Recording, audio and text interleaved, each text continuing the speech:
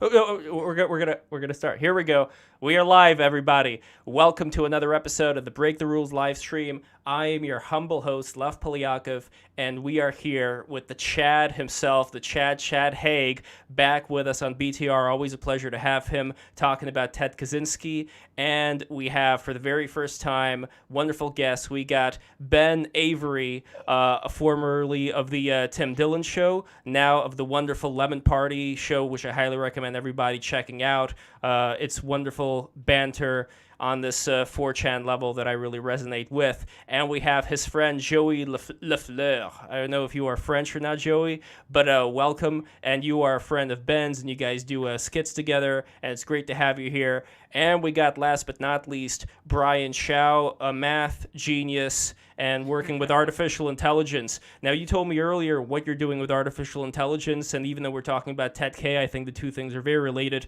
Quickly tell the good people what God's work is what you're doing, but tell the good people what it is. Sure. Hello, everyone. So this is a very, very early stage startup, but I'm basically working on creating politically neutral versions of artificial intelligence. Some of you may have seen some of my reporting floating around on Twitter that was basically documenting how OpenAI deliberately went out of its way to make artificial intelligence models reflect, basically social progressive values. And basically, that's a very small minority of the American population. We're going to call their bluff and say, I think the vast majority of America's population prefers AI that's politically neutral. Hell yeah. And because we're talking about Ted Kaczynski, the subject of political correctness goes hand in hand. But before we go on, I want to ask the entire panel here, starting with the people who, I don't know, like Ben, how versed are you with Uncle Ted? Well, obviously I've seen documentaries about him, and I've read about him, and I know he's a hero in the based underworld of the internet. So yeah, I mean, I know enough to know, he was MK'd and he went to Harvard, and if his brother didn't rat him out, he may still be building bombs to this day because he was so smart. He could have maybe evaded police for decades, maybe. Guys, I don't want to cut Ben off or anything, but is there any way we could avoid talking about some of the bomb stuff? I think YouTube's algorithm should be all right if we talk about it in documentary-style way. I mean, Chad, you've done videos about Ted Kaczynski for a while now, and everything seemed to be on the up and up, right? Sure. You just put the disclaimer, this is for educational purposes alone. There we go. This is for educational purposes alone. And I know, but I'm just saying for the purposes of not, it's the bomb stuff is so stigmatized. I feel like in America, it's also just rumors. It's just rumor, right? Well, look, we are going to be talking about not the bomb stuff as much as what is behind the motivation. What are the things that Ted saw that's happening in the world? So that's what we're going to be focusing on today. And you're welcome so much. And by the way, I completely focusing on what? We are focusing on why Ted did what he did. We are focusing on why he sees what we're going into right now. Why he wrote? Yes, exactly. Well, why he sees we are going into a state of total technological control with our freedom being completely limited. So that is what we're going to be talking about today. And by the way, all the people who are listening to this right now, make sure to smash that subscribe button, smash the like button, click the bell. It's extremely important for the algorithm. So anyway, Chad, let us start with yourself. Talk to us a little bit about this technological control mechanism. What exactly has been going on these last couple of decades? What are the big worries? And I know it's like a lot, but maybe we can try to sum it all up in a shorter way, the Reader's Digest version, if you will. Uh-huh. If we look at Kaczynski's Progress versus Liberty in particular, unpublished essay from 1971, he opens the essay by noting that the relation between progress and liberty, which are the two things mentioned in the title, is in quasi-mathematical terms, an inverse relation. The more you have of one, the less you have of the other. And these are themselves basically euphemisms for other things. Progress is a euphemism for technology. And liberty is something of a code word for the kind of freedom which you can only have under natural conditions. So technology and nature are inverses of one another in the precise sense that technology here is not to be understood as the naive definition of a bundle of physical machines.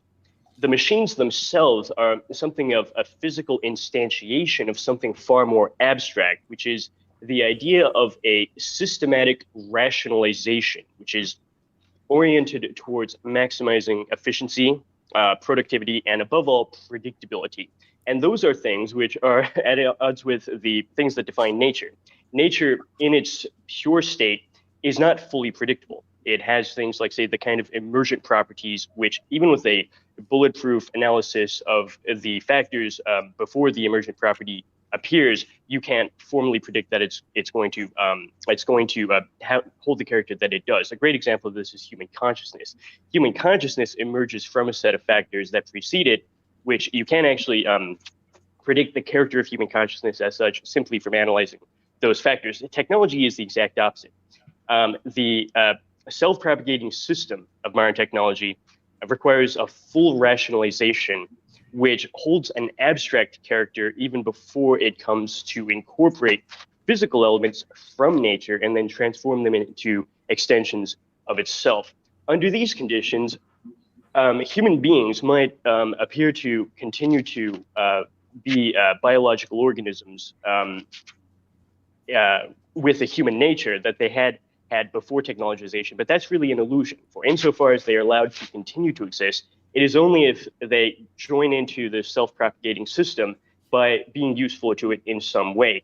So under these conditions, you can see that more technologization necessarily means less freedom. Interesting. So in other words, the technological mechanism that we're all in right now, it's not going to give people that much of a choice, even if they want to rebel against it. If they want to be individuals, they're still going to end up following certain rules. The more complicated it gets and the more regulated it gets. It'll actually turn rebellion into a certain social technology in itself, which is useful for it. Kaczynski's post-arrest essay, The System Seen as Strict, know that the kind of conditions we are forced to live under today so vastly contradict the hunter-gatherer conditions we had evolved under for hundreds of thousands of years that we'll always feel like we want to rebel against something, even if we don't know what that is. That thing we feel that is causing us to feel this way is, of course, modern technology. But even if we don't know what we want to rebel against, the system will work 2 steps ahead of itself by openly encouraging us to rebel for the sort of things which will be useful to it. For example, the system has no problem with us protesting for racial equality, because it would be a problem if only one quote-unquote race could be fully incorporated as the kind of workers and consumers which the system needs to be productive.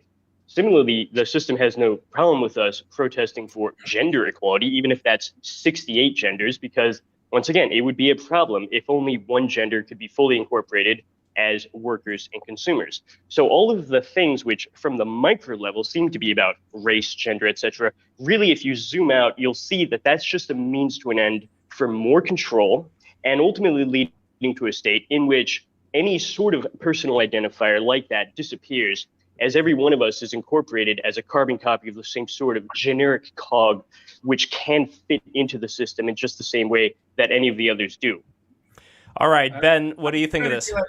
So I was reading about this earlier too, and I'm not trying to be like willfully like obtuse, because obviously I understand the importance of it, especially for art and stuff.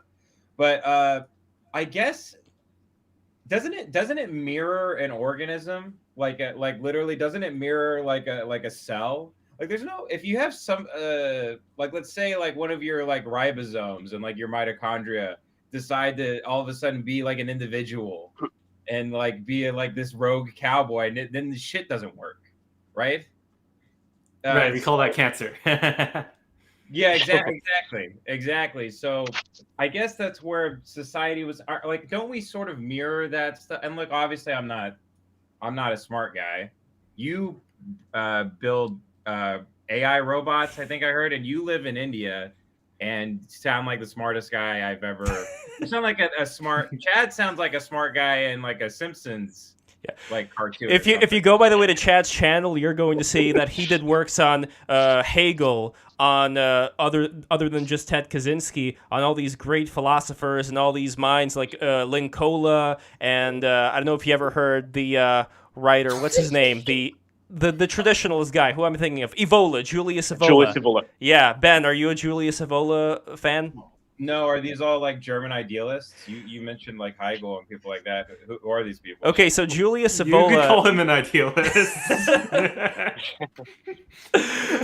He's very well known for writing a book on what was it, the anthroposophy, or no, I'm not gonna go down that road. That's like a Twitter in joke, but and I kind of screwed it up. But anyway, no, he is all about traditionalism. He writes about the glory of war and how war is an important quality for people to imbue. And it's sort of similar to the problems that Ted Kaczynski's talking about, because we don't really have that good of an outlet for ourselves in life.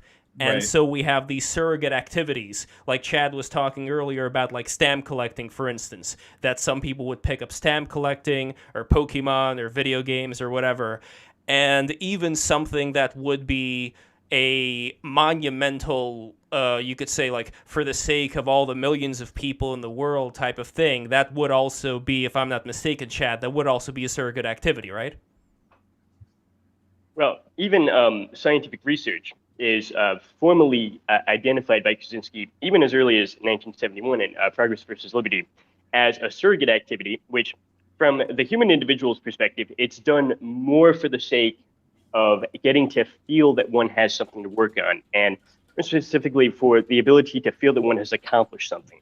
Okay, and he says this is something which explains human behavior even above any economic motive. So he doesn't take the Marxist viewpoint that all human ideology is just a distortion of materialistic economic motivations. He says even at the very end of the Unabomber Manifesto that the so-called crypto leftist isn't just motivated by, say, trying to make more money.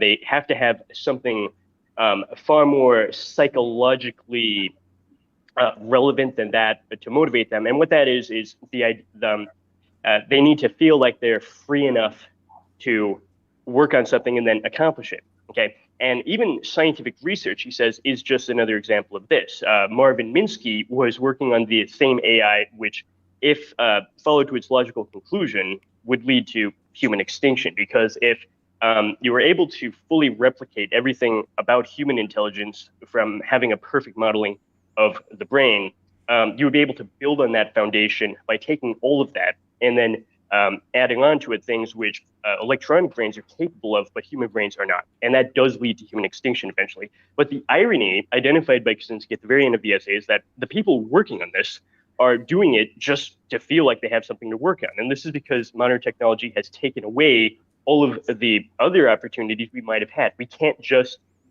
get all of our own food as, say, hunters and gatherers, okay, as had been the case before, because the control of food is fully under modern technology. Similarly, we can't work on getting potable water, as in the state of Colorado where I'm from. Even collecting rainwater is against the law. So because all of the really serious iterations through the power process for survival needs have been taken over by modern technology, it allows certain surrogate activities, not only because they're harmless, like, say, collecting stamps that you mentioned, but also because in some subtle way, they reinforce the power of the technological system. And the sort of scientific research you have with Marvin Minsky is a perfect example of this. He's allowed to feel like he has something to work on because what he's really doing is furthering the conditions for modern technology to take away more of our freedom. Is it the same with podcasts? So like Break the Rules or Lemonparty, would they also be participating in our eventual extinction, you'd say? Most social media activity, I would say, is just a surrogate activity. You look at the phenomenon of TikTok, for example. Guys, can you please? All right, let's keep going. Okay. Look at the phenomenon of TikTok. According to Tara Warwick or Sticks Hex and Sammer 666, most of the audience on TikTok actually is non-existent. You have 13-year-old kids who think that they're famous because there appear to be a huge number of people following them, even though the content is incredibly trivial. It's 30 seconds of dancing to music. But they think that they're famous because they have all of these followers who are actually just robots who are a front for the Chinese communists to dupe these kids into recording their most embarrassing moments so that decades later they could have that ready to blackmail them when they're ready to take, say, a high-level corporate academic government position. So social media in that context really is just a surrogate activity. It gives the kids, or really not just kids at this point, all of us, well into adulthood, it gives you the opportunity to feel like you have something to work on, which is producing this content to get likes and to appear to be followed by an audience, when in reality, it's serving a technological function, which goes beyond the Chinese communists, by the way. It's serving a function even beyond any human representative of it for the global technological system itself. So before I get to Brian, because I know since you are deep within this world, you're going to have a lot of thoughts on this. I want to get to Ben and then Joey. So Ben, you are pretty much a Zoomer from what I understand. Like, I think you're in your mid-20s, late 20s. Oh, no, I'm 30. You're 30. Okay, so you're around our age then. So you've grown up without an internet as well, right? Like in the very beginning, there was barely anything going on. Have you noticed the kind of changes that Chad was alluding to here, as far as how people are, morphing over time into becoming more or less possessed by the algorithm? I mean, I don't want to get your YouTube. I don't know what I'm allowed to say on your YouTube, but I think, you speak like an academic, but I'll put it in the layman's terms. People are becoming more fucking retarded with every passing day. Yeah. That's safe. Okay, that's not a problem. Yeah, that's the simple way of putting it. Is people are like, it's astonishing, like how just the way people look. When you go outside, the way people are starting to devolve. Guys, I hate to cut Ben off because I just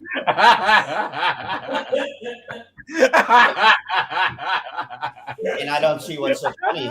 I don't see quite what's so funny about this. I'm sorry, Joey. I'm sorry. And the other thing. Hold on, my dog's barking. 1 second. Yeah, well, so I don't think it's that funny to say retard anymore in 2023, and I am neurodivergent, and so if you guys could avoid saying retard or faggot while I'm in here, I would actually agree. Now nobody said the F slur, and I think that one should still be safe for YouTube. But anyway, sure, no problem. Don't worry about it. We shall. All right. Okay, yeah. I do have a question for the board here. Is that okay, Lev? Go for it. My question is, why didn't Ted Kaczynski just move to some third world shithole where they let's be fair here. Chad, from what Chad told me, India is actually a really good fucking place. Like they're very India's friendly cool. and yeah. No, but India's cool, but he could have moved to where there's still I don't know, where could he have moved to where the technological claw doesn't have its mitts all over everything? Chad, what do you think? In 1989, it was claimed in one piece of literature I read that the only human cultures that had been unpenetrated by the technological system were in Papua New Guinea, largely due to the kind of wildlife in Papua New Guinea. I'm talking giant spiders, giant lizards, giant snakes, things like that. Nice. Were so inhospitable that only the natives there you can't even travel in Papua New Guinea at that time anyway. You had to just be living like the natives. So that was one of the places. And there was a few tribes in the Amazon rainforest.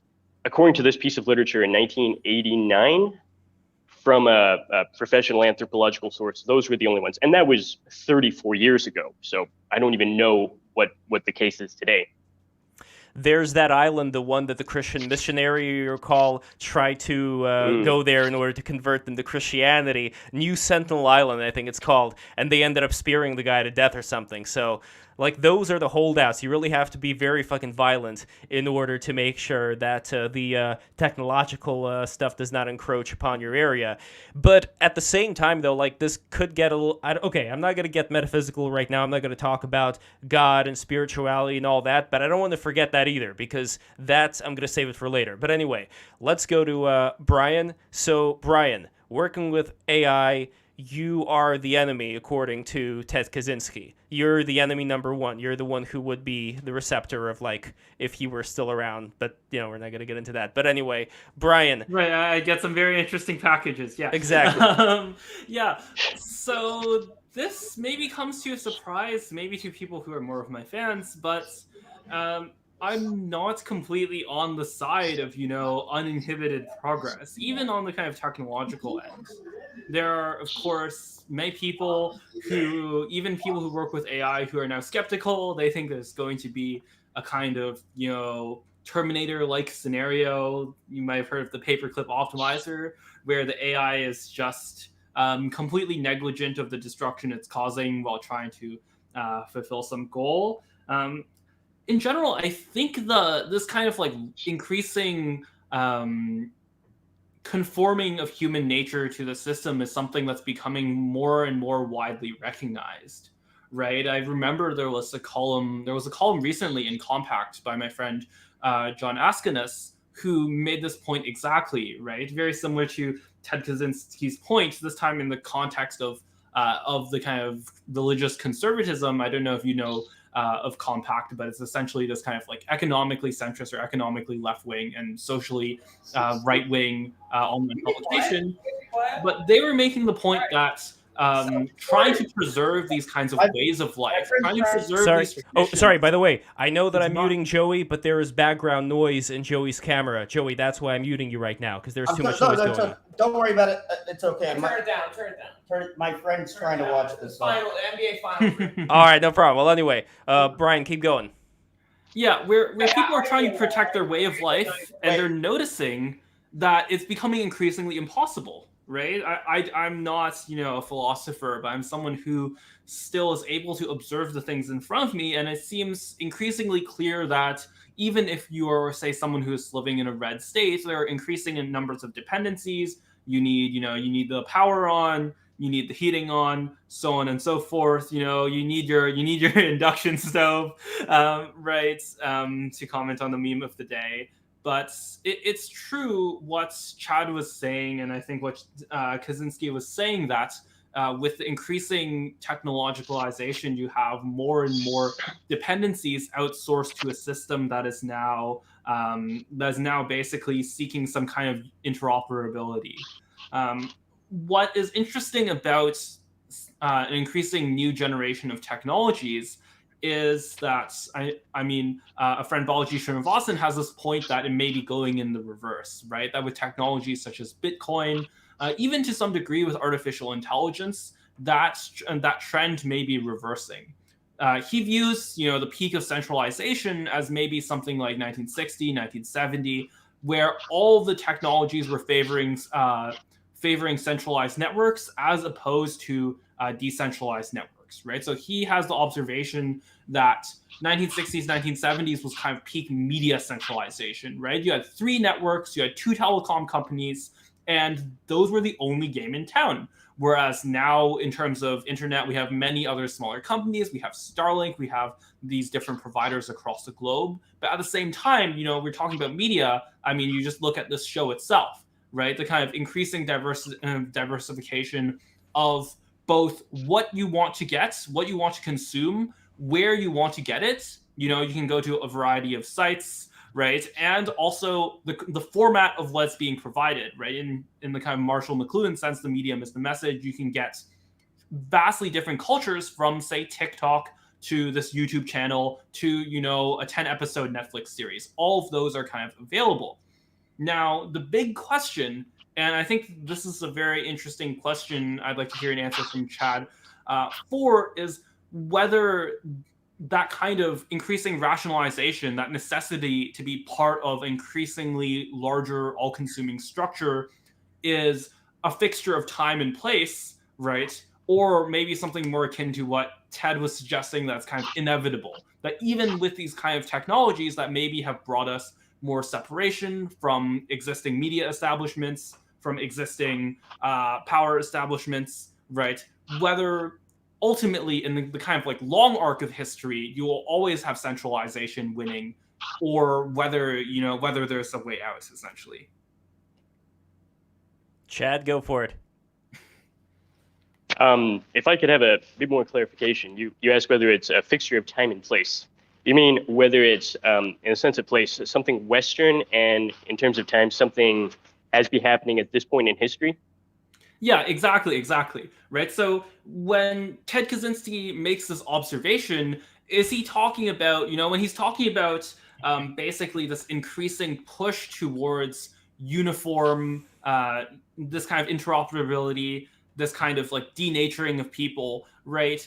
Is that something that is, in the past 100 years leading up to Ted Kaczynski in the United States or in the Western world? Or is that something that he thinks is going to project more into the future, more into what is possible to be invented in the future, what technologies could arrive? Or is that something that is much more, universal when it comes to technology? I think if we look at Jacques Ellul's Technological Society, which has a lot of maybe the same ideas that you find in Ted Kaczynski, but written for an audience of academic philosophers and sociologists, whereas Kaczynski was writing explicitly for the general public. And he had a PhD in pure mathematics, so obviously he was familiar with conventions of academic writing, even at an extremely high level, but he chose to simplify his language so that it could be published in newspapers, because he really wanted everybody to understand what he was talking about. But there's a lot of overlap between the ideas. So you find a more explicit reference to time and place, and particularly the idea of the kind of universality or universalism you mentioned in Jacques Ellul's Technological Society. And the main point, as I interpret it, that he makes about this is that technology doesn't operate according to the same laws of time and place that humans do. And it's something of an illusion to misread our understanding of these things into technology. For example, the fifth characteristic of modern technique, which he lists near the end of chapter 2, is its universalism, which really means that technique is always operating at the largest scope possible. And insofar as it seems to be Western, this is kind of a historical contingency, which, as far as technique is concerned, doesn't really apply to it. The idea that spreading modern technology to the rest of the world is a Westernization, or that it's colonialism by other means, that's exactly what Ellul challenges, because the Western civilization itself is something which modern technology has to negate and undo as it progresses. That's one of its conditions. In fact, he notes that one of the reasons why it took so long for modern technology to develop in the West was precisely because the moral and philosophical and religious ideals of Western civilization were roadblocks inhibiting it. For example, the mandate to not reduce people to instrumental objects, to treat them as people, right, rather than things. You find that within Christianity, but also explicitly formulated in Kant's ethics, given a philosophical explanation of the highest standard of rationality. And this is something which modern technique found to be a problem, because it has to turn all of us, even the seemingly most powerful, into instruments and objects. So yeah. Ellul noted that. Right. So the place specificness of the West and the time specificness of human history are things which it has to inhibit, because technique is always thinking in the largest possible scope and always thinking outside of anything like human history, because even the structure of Heideggerian temporality is negated by it. Jason Reza-Georgiani noted that in Prometheism, that the Heideggerian disclosure of time really doesn't explain the temporality of technology, because if you look at the notion of obsolescence, we have an understanding that outdated technologies are living in the past, but that's kind of ridiculous. They're inhabiting exactly the same present moment as the thing that replaced them. What that really means is that insofar as you have different technologies, they are just different stages within a linear genealogy, in which something comes to be an improved version of the thing that came before it, and after it appears, what it replaced seems to no longer even be an option, even though it technically is. You could still be using technologies from 100 years ago, but you really don't feel like you can because they seem to be outside of the present moment. And that's also, I think, in terms of choices that we make, too. So, for example, I think that there is something that brings Joey and his friends over there to engage in a sexy wrestling play in the background while Ben looks on with a little glimpse of satisfaction in his eyes, like Gendo Ikari watching Shinji get into the Gundam for the first fucking time. So I think that I love you guys. I love so you. much. I love you. It's So honestly, it's one of my biggest pet peeves when somebody cuts me off. So I hate to keep doing it to you guys. go for it. And Ben, I don't know what you keep laughing about. I don't think it's that funny. And so, but if we could not, could we edit that out where my friends?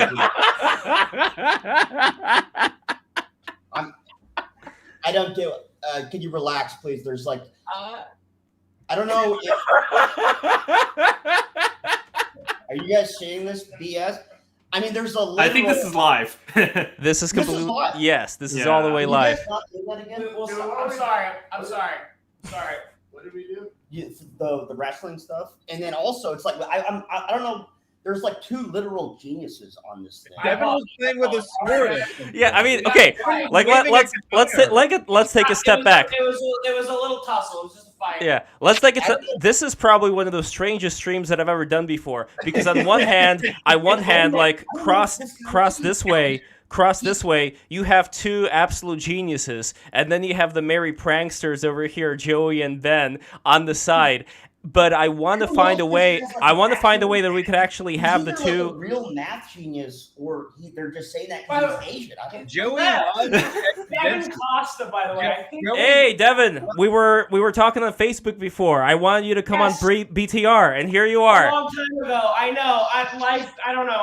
I'm sorry, but I heard your name and it was familiar to me. So it's nice to see you. You got nice to see you too. But, I'll talk to you later. I'm sorry.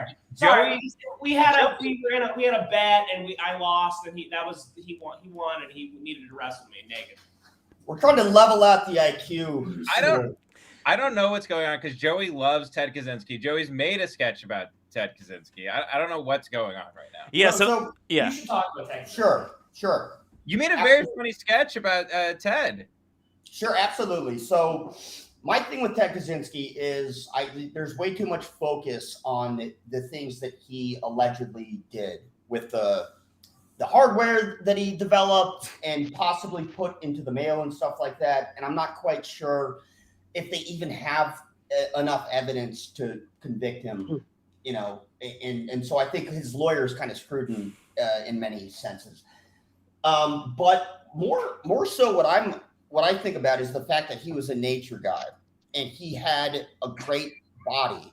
He was an ectomorph. His body type, he was slim and he was long and he had abs.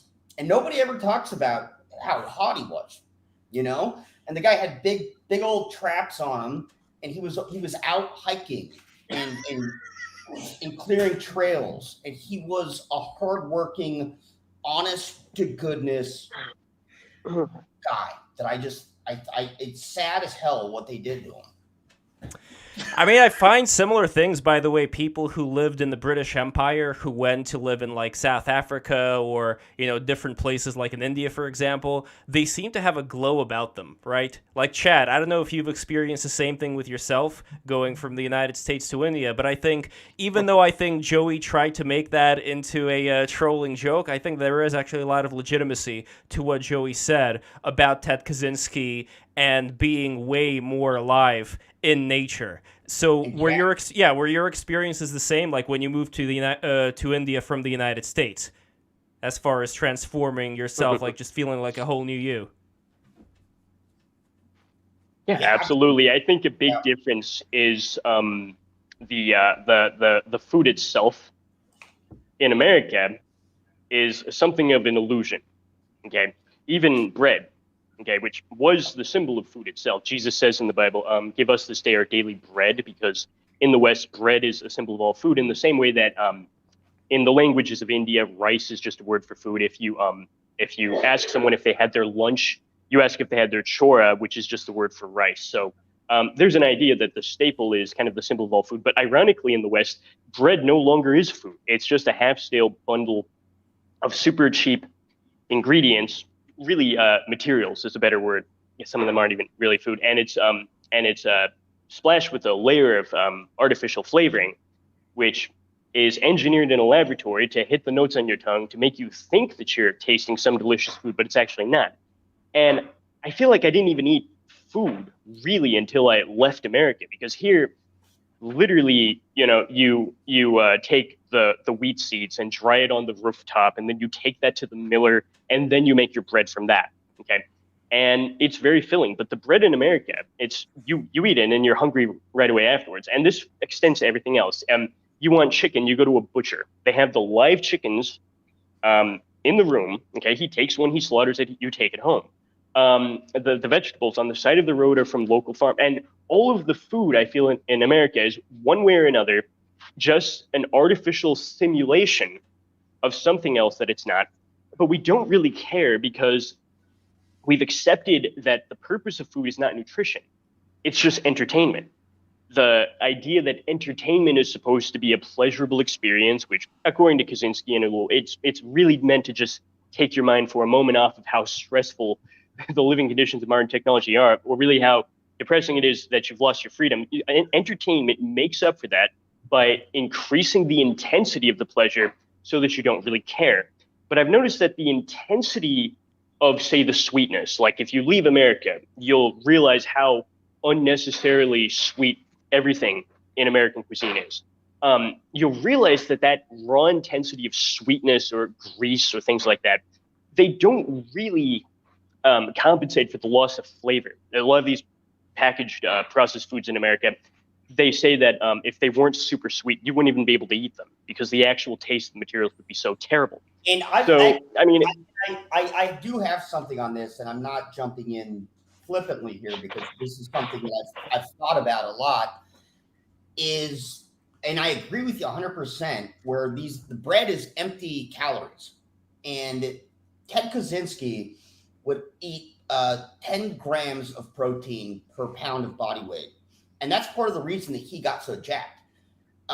He wasn't a guy that was eating these new American foods that are, sort of worthless nutritionally. He cut those out, and he would focus on lean meat, chicken. He would eat a ton of salmon that he caught himself, by the way, which people don't talk about.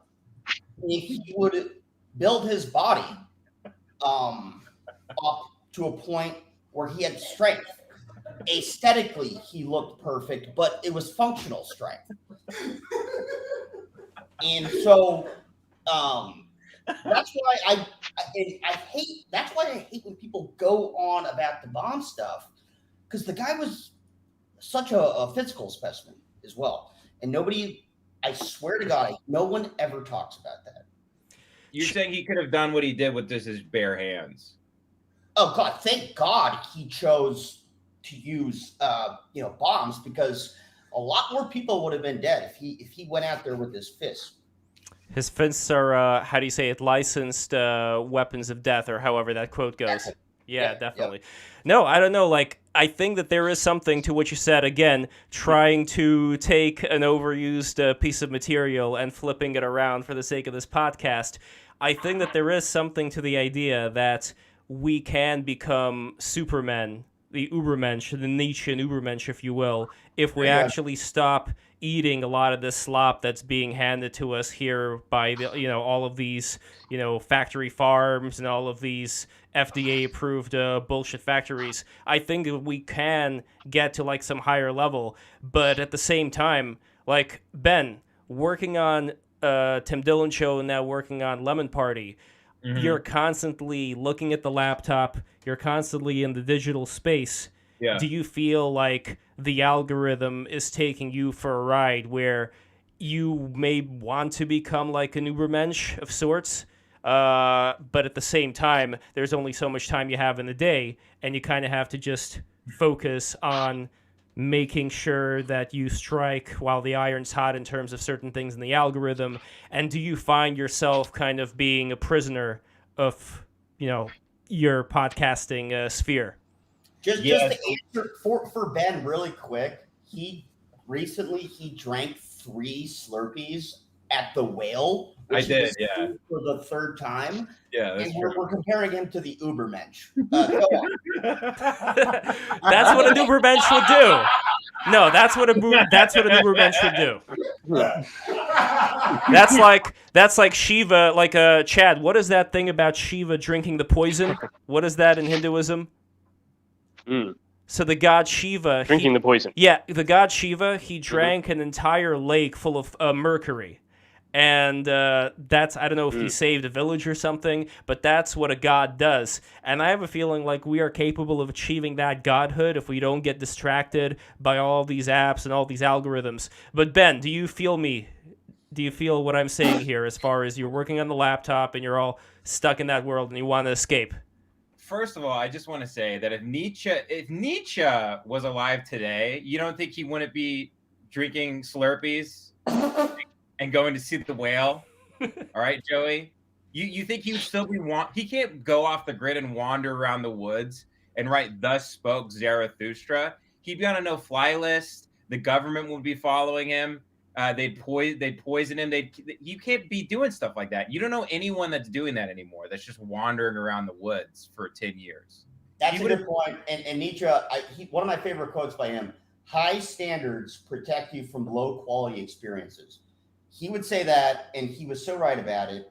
And he's another thing. Arrogance is the cause of most poverty was one of his big things. Okay, sure. Okay. And so, but when you talk about stuff like that and you leave that out, it leaves a bad impression. And look at Ben's hand. You see what he just did? He just did the white power thing. No. I'm doing this to make a point. By the way, that quote, do you know who said that quote? Chad, guess who said that quote? Arrogance is the cost of most poverty. If you can guess. Was it Nietzsche? Andrew Tate. You goddamn spoiled it. Andrew Tate. Yeah. Damn, I thought we were going to get an Uncle Ted quote. Uncle Ted, Andrew Tate, it's the same thing. But no, in serious now we know what he was really up to in Romania. No, now I want to talk about Andrew Tate. Stole it from Kaczynski. Yes. Okay, wait. Hold on. This is actually important. So, Chad, Andrew Tate, very big figure among young men right now. Shoot. What's going on here? In relation to Ted Kaczynski and all the stuff that he talks about. I don't know if you've been following Andrew Tate, if you've been seeing some of the things that he's putting out. I think he's still arrested in Romania right now. We have, all of these young boys just going out there and chanting, for him to be released. So is this a sign of some of the things that you were talking about earlier? To be perfectly honest with you, all that I really know about Andrew Tate is the fact that he was arrested. Okay. And that according to some, the circumstances of his arrest, if I understand correctly, seem to be more maybe politically motivated than anything else. But I can say this: if he was encouraging people to try to be more natural, then the system was inducing them to be. That's definitely in line with Kaczynski, but honestly, I don't know more about what he was promoting. Well, other than he was critical of the SJW stuff, yeah. Well, Ben, you know Andrew Tate well. I mean, I know that Tim was on his show, but I never met him. No. You met him one time though, right? No, never met him. No, never met the guy. But when it comes to how you would describe Andrew Tate for Chad, because Chad, I think, he's been living in India and working on philosophy, and so Andrew Tate, not really a thing to be focusing on that much. But in general, Andrew Tate, how would you describe him from what you know of the guy? Just another, what's that line about these people come and go like waiters in a restaurant? What's the he's just another grifter kind of retard guy who preys on other people's securities and lies about stuff. And he's no worse than all the rest of them. It's for people whose lives I think are totally like aimless and directionless, and they're mad and they're angry and all those things they should feel. But he's like Trump. He's like all of them. There's no difference to them. It's all the same guy with a different mask, and that goes. Right. I actually want to jump in here because it dives right into something we were talking about at the beginning, right? Like the alternatives to the system feed the system. Andrew Tate's always talking about escaping the matrix. And, what's he doing here? He's just selling, what is he doing? Selling supplements, selling his like fake university thing, right? Like the thing that he's Hustlers doing, University. Right? Yeah, exactly. Right? Yeah. The thing that he's doing is like defecting from the system in the most predictable way possible, which is just feeding back into the same thing. It is this kind of weird, it's this kind of weird thing where he's not, providing people with this holistic human thing, which you would expect if you were, actually trying to go into self-improvement. Like the thing that he's selling is this kind of like scam version, is this kind of like digitized version where like the meme of what you want, like that kind of like ideal physique is like completely detached from, the actual process, the actual work it would take to get it. And by the way, speaking of really ideal physique, I think that Joey has a great point here. Like looking at that photo, like Chad, you would say that is a pretty good fucking physique. It's not like overly built, like some roided up bodybuilder. Like that would be kind of an ideal for all of us to strive towards. I know that's kind of a side, but yeah, like Brian, yeah, you were saying. Yeah. I think this goes into. Man, I guess this is just becoming, like the paraphrasing Balaji thing. He wrote this book called The Network State, right? But what this seems like, right? The big question that I actually ask myself, right? This is something that, like, not just in terms of like theory, not just in terms of like abstract ideas. Like, can I get together with a group of people and basically live, normal, well-adjusted lives, right? Like basically having a group of friends who, is not bodybuilders. None of us are bodybuilders, but like try to reasonably work out on time, try to reasonably like marry early enough, try to basically live in a lifestyle where you're not kind of detached from your own humanity.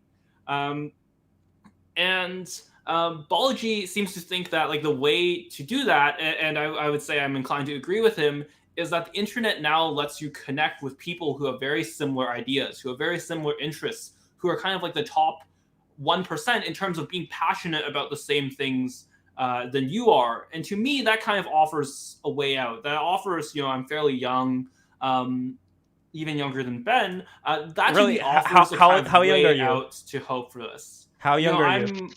I'm 21. Wow. Holy shit. You are like a 21 math genius. I did a Twitter poll once. And people thought I was like 35. Yeah. It was shocking. Yeah, look, Joey, you can flex all you want. Nothing's going to be more impressive than Brian's age. By the way, I completely forgot. I think his physique is better than mine. I completely forgot I was on the show.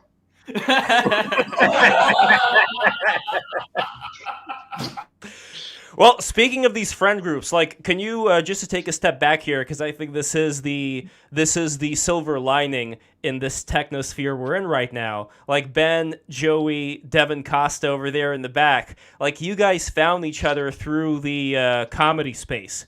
That was like a way for you to make some friends. I mean, obviously through Tim Dillon as well, and through like Joe Rogan's network and all that. And I found a similar sense of friendship in Skankfest, which I attended back when it was in New York City several times. And Devin, I think that's when we first met, right? Like we first met at Skankfest. No, I've never been to Skankfest. If no? you ever met me at Skankfest, that's an imposter. That's okay. All right, I take that back. But I met this. I've never been to Skankfest. I don't have a wheelchair.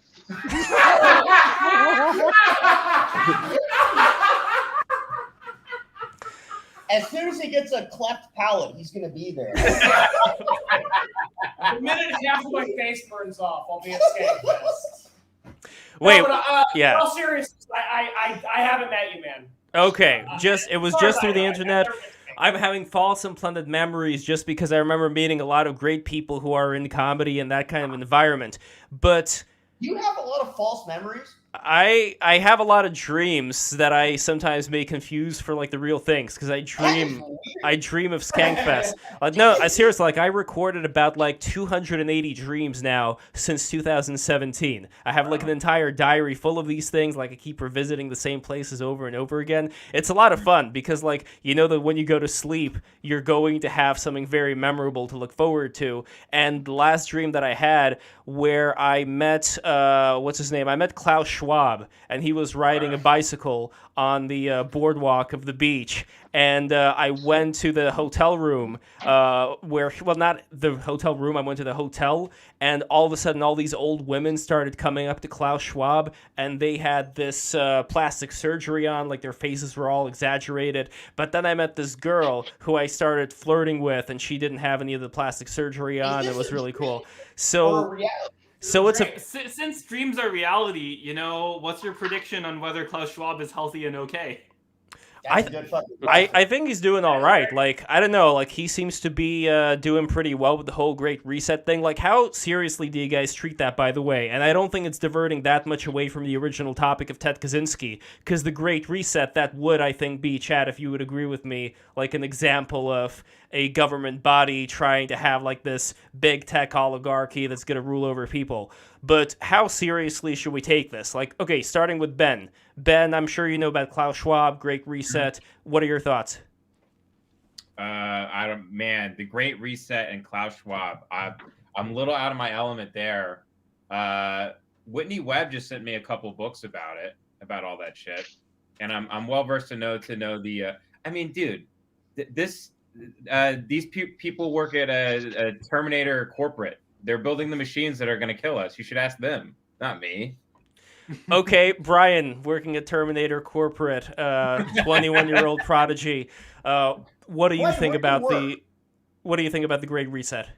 Where do you work, Brian? I mean, the startup has no like the startup literally started when I put out the article, right? So this was like a month and a half ago, and then a bunch of VCs just started contacting me saying, like, if you were to do an organization that actually does this, right? Because I suggested, you know, like a hypothetical organization that does this, right? And a bunch of VCs reached out to me saying, like, if you did this, we would fund you, right? That's literally how it started. So it does not even have a name yet. It's super early stage. You know, I don't want to pretend to have done more than I actually have, you know.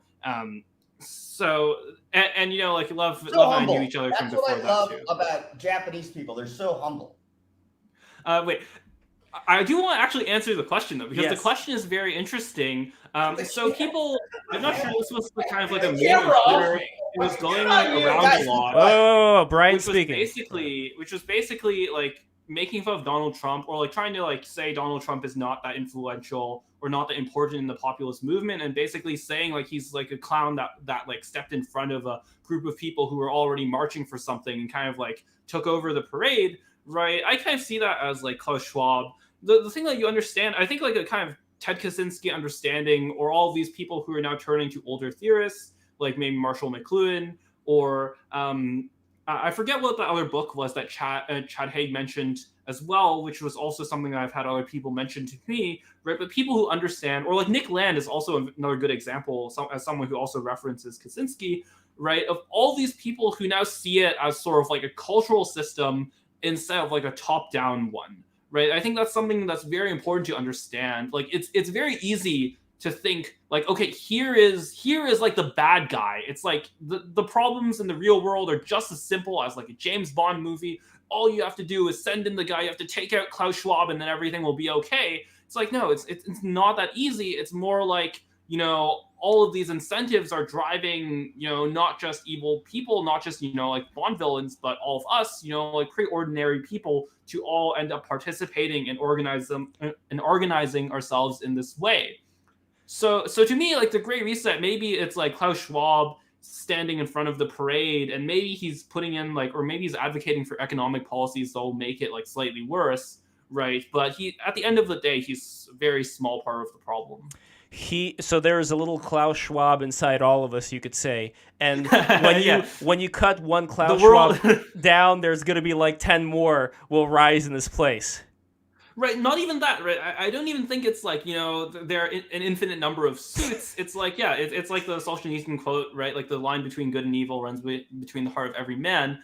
It's exactly that, like it's because the things that we were describing, right? Like, come on, like we've all eaten bread, right?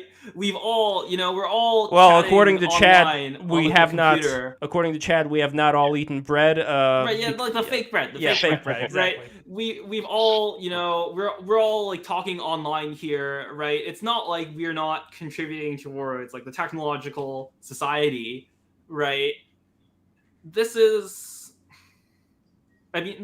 back to the earlier point, right? In order to have basically people branch off and say we're going to live a different way of life, that is not, it's not like this kind of libertarian thing where it's only one person going off. It's like I am the only person who's going off and living in this way of life. No, that's not practical at all. Further away from the point that I was just thinking about. Yeah, I have my 401k in Klaus Schwab, and are you guys saying I should pull it out or should I leave it invested?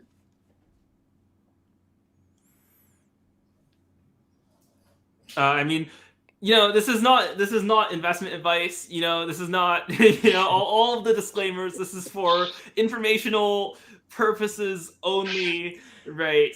Well, again, to turn given this, the current market, I would not be long on most things at all. Should I take my money out of Klaus Schwab? Yeah, I would say so. Like most things, I would say. Once again, for informational purposes only. I would say that like the US dollars is like maybe the least bad option right now. Okay. I trust you, and I'm not saying it's not just because you're Asian. You seem like you might actually be smart at stuff. Oh no! I see. Like this is in a year, stocks will be booming, and I will get sued. But that's why I said this is only this is not investment advice. Okay, 958 times 129. Go ahead. Because I did say you were a math prodigy, so I have myself to blame.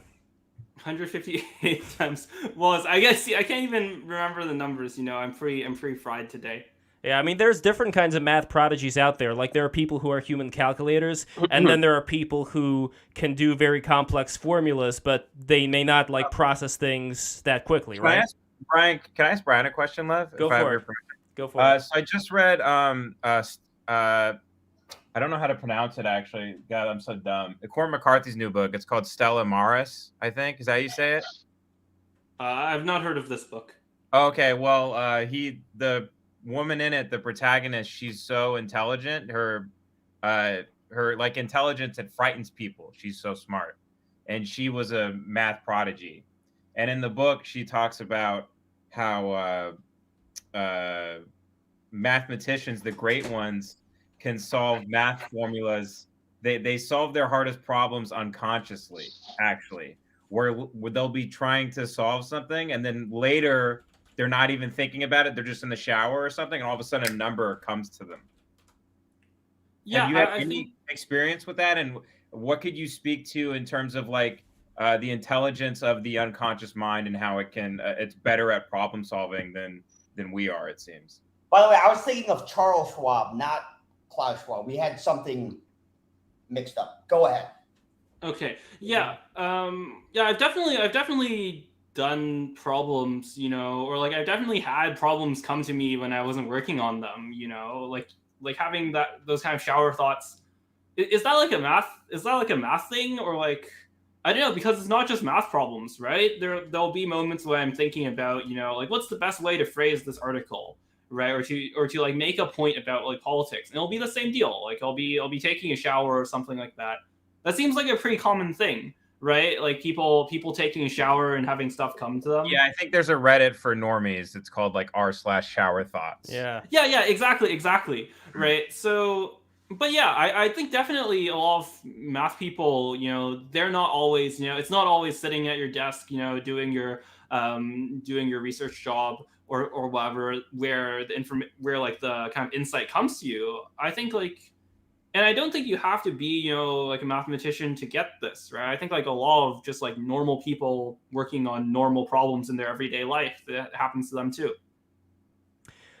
But as far as certain mathematicians that are very much out there, like I'm sure you've heard, Brian, of Grigory Pellerman. I'm not saying his name correctly, but he was this guy who has a bigger beard than Chad and lived with his mom in an apartment full of cockroaches and absolute poverty. This guy won like $1 million math prize for some equation that he solved, and he ended up not taking the money.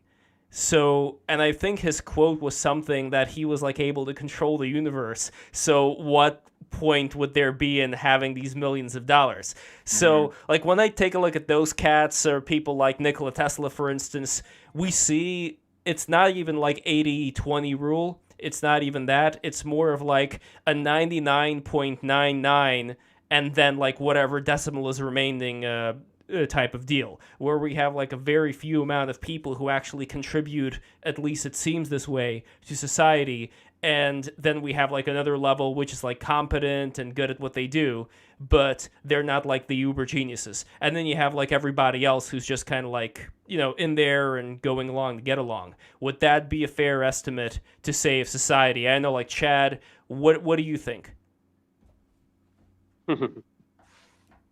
Well, the very notion of somebody who can exist in society without being useful to it, although I don't really like that term because that's more like the technological systems perspective on it, but the idea of even something like food production, for example, has been said when Kissinger visited India, that he had the impression that the very notion of somebody, even in, say, the 1970s or whenever this was, the notion of somebody who doesn't labor at some level to produce food, that's a Western notion. In India, traditionally, there wasn't really an idea like that. And you don't have to literally be a farmer to be involved in food production. In fact, during the lockdown of 2020, ironically enough, the price of vegetables actually dropped. The price of food generally dropped in India because people who had the skills to eat growing vegetables, like my own parents-in-law, for example, both grew up on farms in rural India. They had the skills, but they had been both very busy working various jobs. But during the lockdown, people who had the skills were able to finally put the grow bags up on the rooftop, grow their own eggplants, chili peppers, okra, things like that, and the price of food actually dropped. In contrast, in the West, you had the price of food going up to the point where now in California, it's what, $8 for a dozen eggs? I don't know, Ben, are you living in California right now? Or in Yeah, Texas? it's fucked up. Yeah. No, yeah. It's literally like $8. It's fucked up. Actually, it is. It's very expensive and it's insane. No, everything's insane here. Yeah, you go to the grocery store for a sketch we shot last week about deformed TikTok children that go live. I bought a thing of Crisco at Ralph's. You know what Crisco is, right? Do you know what Crisco is, Lev? I know. Yes, I know what Crisco is. You know what it is, Chad? Crisco is a big can of. No, I don't. It looks like bird shit, basically, but it's horrible. By the way, it's like vegetable oil. It's like the thing that right-wing Twitter is really not a big fan of. Right, like that would be a shortening. Shortening, yes, exactly. Yes, it's vegetable shortening, but people in the South, they cook with it and they live to be 43 years old. But they use it to cook everything with, and I went and bought it, and it's literally like you might as well go to Sherwin-Williams and just get a can of paint and just pour it on whatever you're cooking. It was like, I think it was like $14 before tax, and it was just a little can of grease to cook your food with. So every time I go back to the grocery store to get the things I like here, like I drink goat milk. I really like goat milk. The goat milk I like now is like $15. And when I first moved into this place back in February, the place I was getting it at, it was like, I think it was $7.99. And even then it was already, I was like, Jesus, this is high. And it's doubled since then. So. And the Commander Cord in the chat. And by the way, sneed your super chats, everybody, and make sure to subscribe. And add a like. Commander Cord says it's fake lard, which I think is a pretty good way of expressing what exactly this is. But you have, for example, people in India, like you said, Chad, who have a very traditional type of, growing your own food, that kind of good stuff. But then in China, I've seen that video recently, I don't know if you guys saw it, of this lady who was taking out from the dumpster just like all of this leftover goo that was used in the food and like reusing it like some kind of a broth, that was just like left among the trash and the maggots and the garbage, and she was just like reusing that for their restaurant, like for the food, just like going out in the gutter and just picking that up. And I heard a lot about like this gutter oil stuff coming from China. So it seems like a big contrast. Like you imagine the two big places, China, India, and the pollution that comes out of, at least from what I heard, both of them pollute a lot. But from what you're telling me, Chad, in India it's slightly better. They're not going to go down that road of like using gutter oil to to put around their food, right?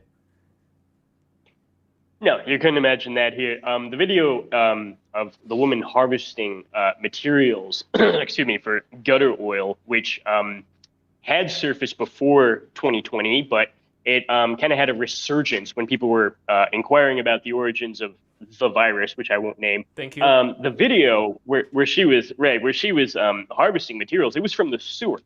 She was taking raw sewage, which would then be processed at an illegal factory, along with some other materials, into the gutter oil, which in the video it was estimated about 10% of the deep frying in China, not just street food, by the way, even high-end restaurants where it was alleged they could be using this stuff, was with this sort of oil. But the really frightening thing about it is that it was claimed it's not immediately obvious that you've consumed it, because you might assume if you have something deep fried in this, you're immediately going to have a stomach upset. It was claimed it's actually more subtle than that. You may not even know if you've been consuming this. Mm. Wow. So, Ben, you should consider yourself lucky with the Crisco oil. At least it's not from the fucking gutter. In that sense, Americans, I think, have a leg up on the Chinese. But I think other places like India, perhaps, they have a leg up on the Americans. I mean, there are also like the Elysium people. For example, there was that restaurant Noma, which I think is recently about to close. And that's in Denmark. And that's using a lot of like the food from the land and all that kind of stuff. Yeah, they can only get food from about like a 3-mile radius or something. Yeah, they exactly. Rooms and things like that. Yeah.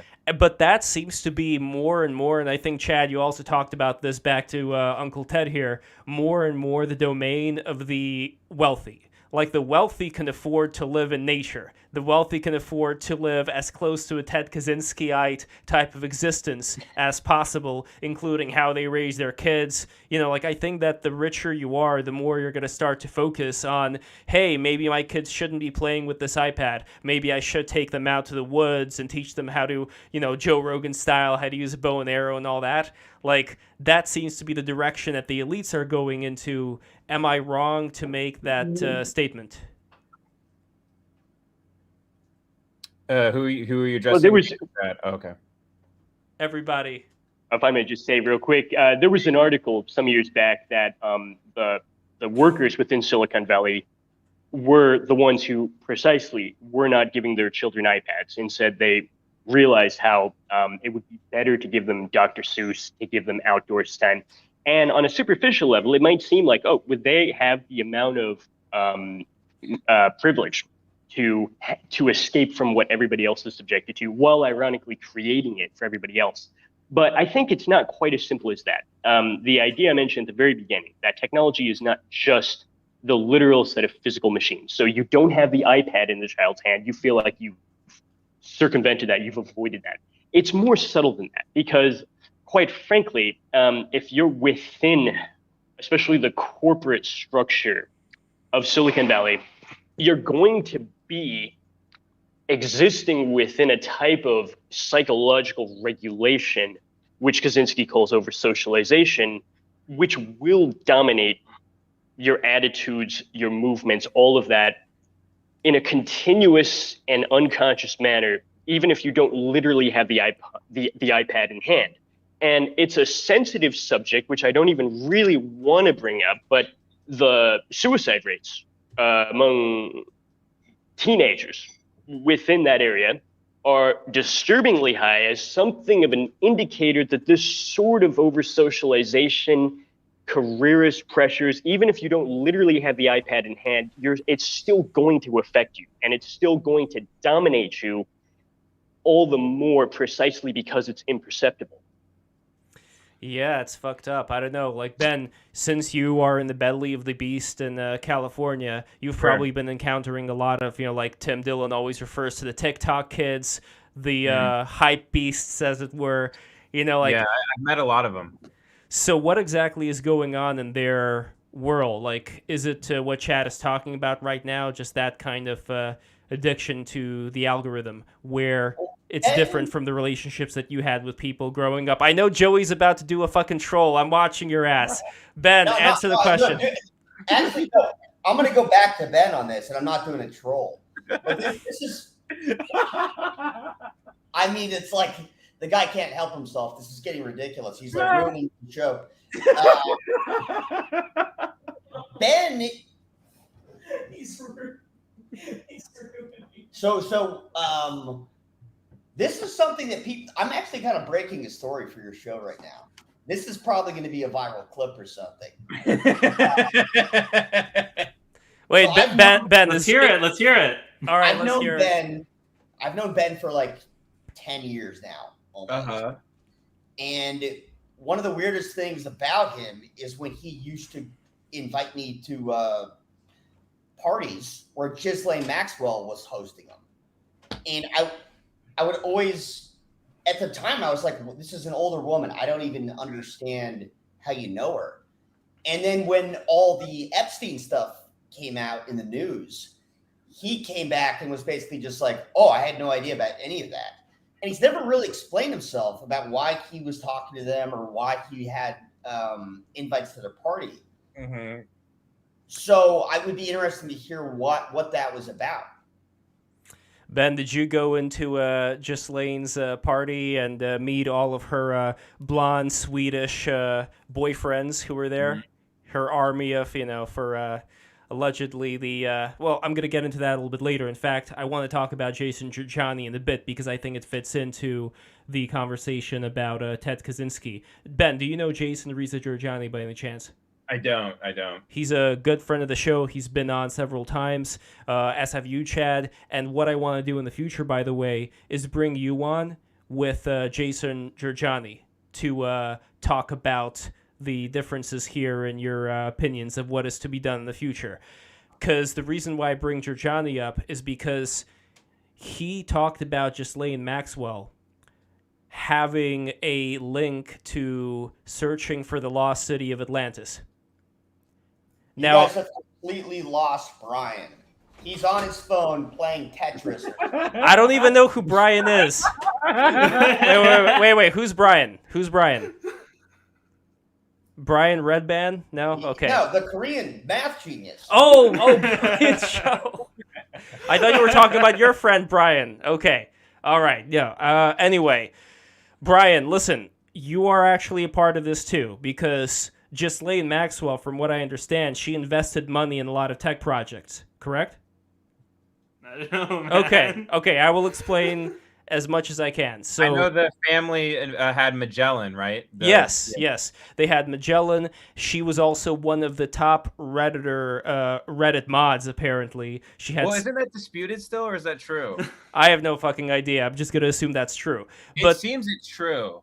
But the more interesting part of it is not Reddit, because frankly, to me, Reddit's kind of boring. I prefer 4chan. But to me, I love the idea that Giugiani brought up, that Ghislaine Maxwell, since she was young, and keep in mind, like her father was that super spy, who allegedly worked for the British government, the Soviet Union, and Mossad, and he was allegedly, on the yacht which was his yacht that he named after Ghislaine. So the yacht was called the Ghislaine Maxwell. But anyway, she got into a sexual relationship with the granddaughter of who's that famous French? By the way, yes. Ben always says that if he has a daughter, he's going to name her Ghislaine. All right, good for him. All right, so anyway, who is the name of that French sea explorer guy? Chad, do you know who I'm talking about? He is a sea explorer. He's dead now, but he's this French guy, and he's Jacques Cousteau. That's it. So Ghislaine Maxwell had an affair with Jacques Cousteau's granddaughter. She was also a admirer of Jacques Cousteau's son, who made multiple videos talking about how Jacques Cousteau was a big explorer in terms of finding the lost city of Atlantis. And his son also ended up being Epstein, if you will. So it's a very interesting thing to look at for me personally when we think about that temple. Like, Ben, I'm sure, I mean, hell, like your former boss dressed up as the fucking temple. So the temple, from what I got from Giorgiani, that was all Ghislaine Maxwell's idea. It was her homage to the lost city of Atlantis, because it even had these statues of, what was it, the guy with the trident, Poseidon. Yeah, like it had statues. Atlantis is supposed to be off of what, like the west coast of Africa or something? Like right around... Maybe, yeah, like around maybe the Atlantic coast. I mean, it's still not clear whether back then it was like one Atlantis or there were multiple ancient civilizations. Like Graham Hancock, he talks a lot about there being this cataclysm 11,000 years ago and stuff. But anyway, the point is that there's been this fascination that she has had with this ancient city to the extent that she was investing in this underwater fund, to raise money to clean the oceans, but allegedly Giorgiani believes that she was using that money to also fund submarine research in order to actually try and uncover this ancient city. So it's a very different image than we get of what exactly is going on here, because we just think of like the perverted things. We don't think of there being, for example, DNA experimentation that was done with, like you remember that whole transhumanist plan that Jeffrey Epstein had to create like these Ubermensch beings from his own DNA. Like people kind of look over that stuff. People like don't take that stuff seriously, but that was a goal that guy had.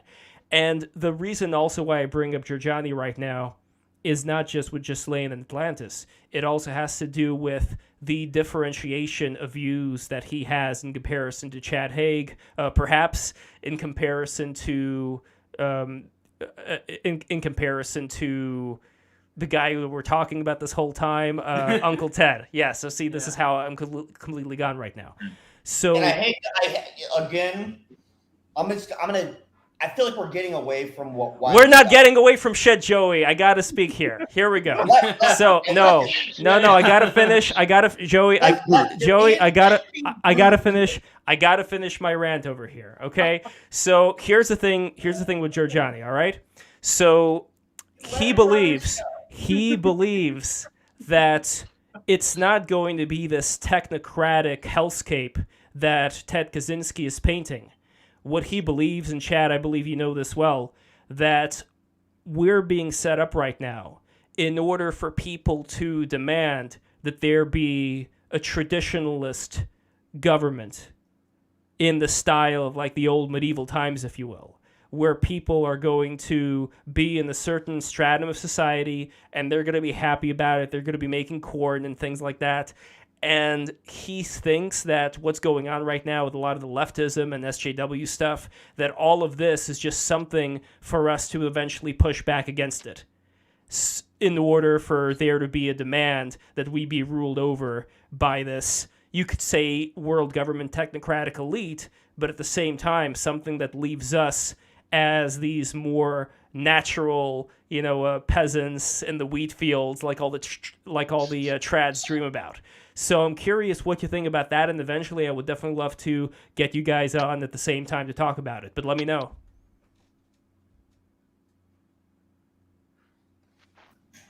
Wow. Ben, thanks for coming on the show, man. I really appreciate your input on that. No, it's for Chad, but there's a delay. I don't know, Chad, can you hear me okay? Yeah, Chad's in India. Yeah, there may be... To be honest with you, it's starting to cut out for some reason. It's a little difficult to Lev, you've have lost everyone on the show. as it. Ryan stopped listening a long time ago, and now you lost Chad.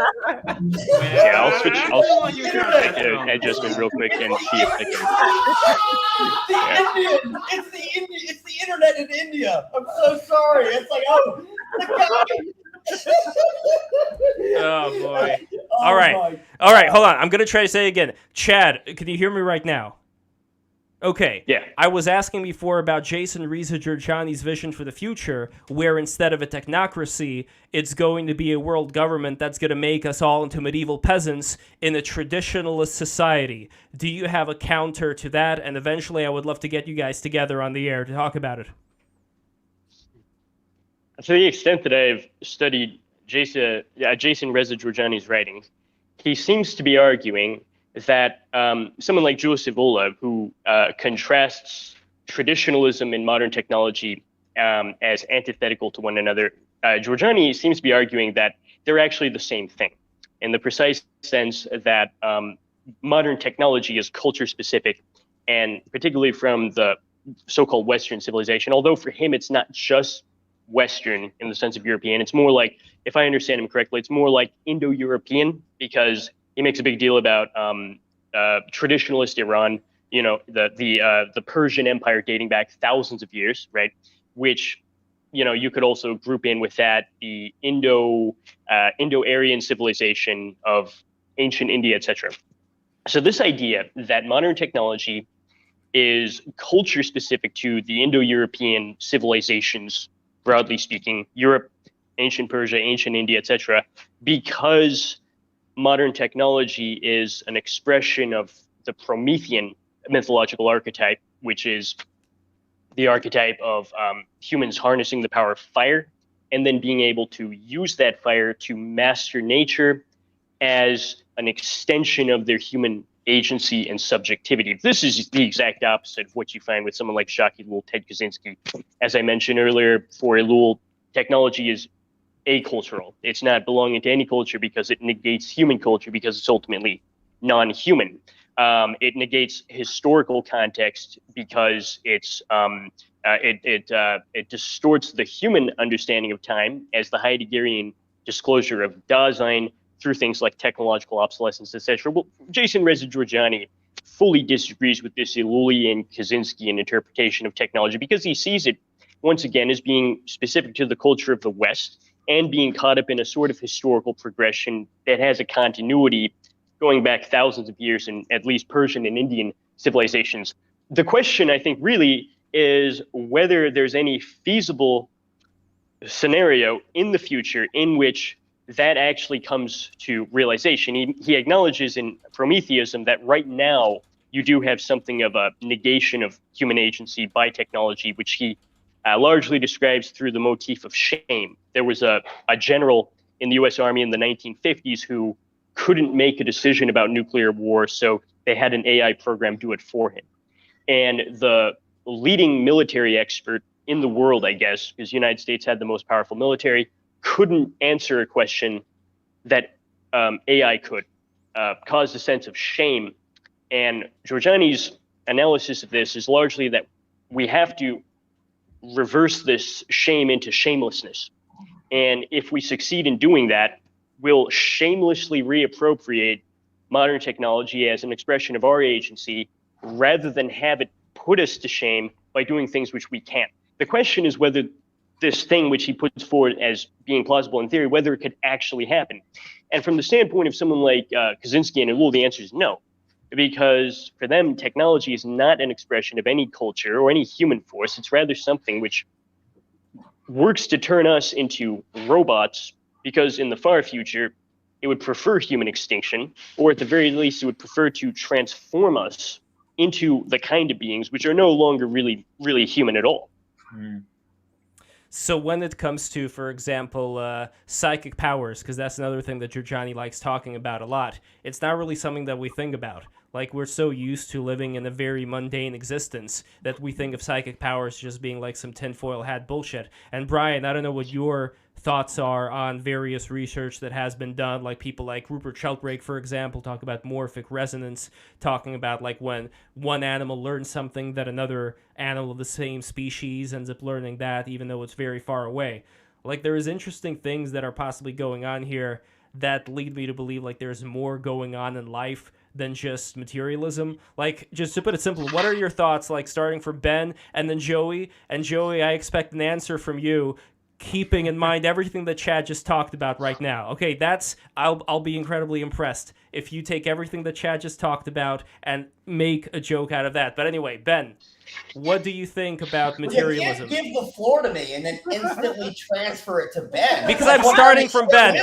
There's an order here. There's an order of operations. Wow, what a host. There's an order of operations. First Ben, then Joey. Let's hear the answer. Ben comes first, Joey comes second, if he comes at all. Anyway. Oh, and then Lev, by the way, since I am part of the technological revolution as a podcaster, I do have to get on a flight tomorrow morning, so I gotta pack and then make dinner. So I gotta leave pretty soon. So this will be my final goodbye. Goodbye. I apologize for Joey, by the way. No, Joey's a lot of fun. We just have to keep Joey in a how do you say it? Anyway, you know what I'm talking about. Sure. You gotta keep him on a leash. Yes, you can't let your dog run all over the neighborhood. You gotta keep him in the yard. Exactly. But Ben, any final thoughts on materialism versus spirituality? Where do you stand on that? Like, Ben, I know. Ben, by the way, this is on topic. Ben, just so you know, right now, somewhere in your house, there is a pipe bomb.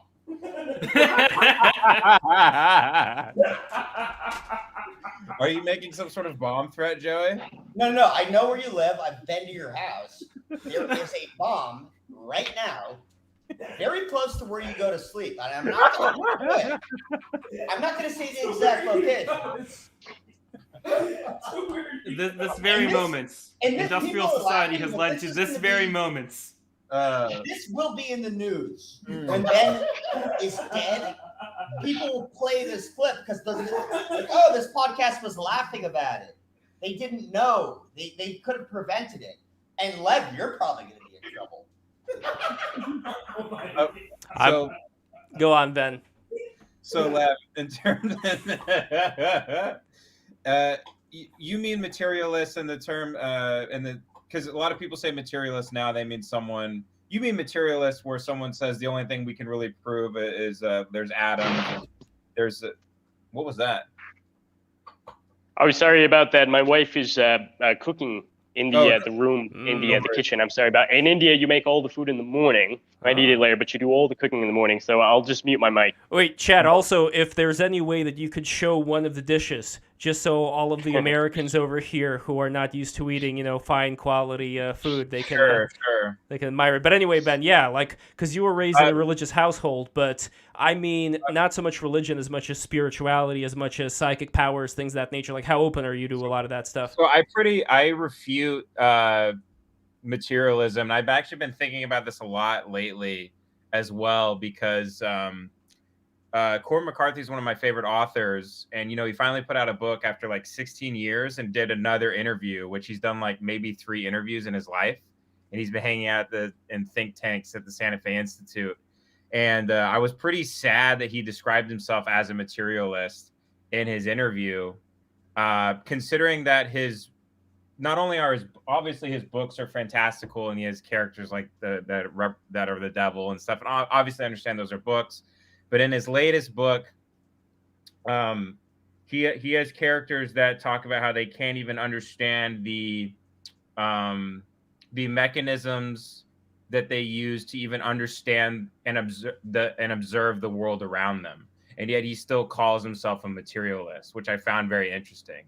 Especially with that instance I brought up of how mathematicians don't understand how their brain solved formulas for them unconsciously while they weren't thinking. They couldn't explain something like that. Or that she would cry when she would hear, she would listen to Bach's Chaconne.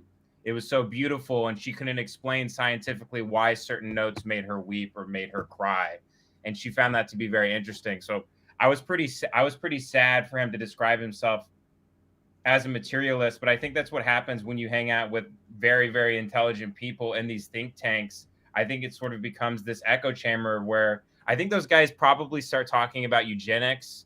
They're obsessed with the atom bomb.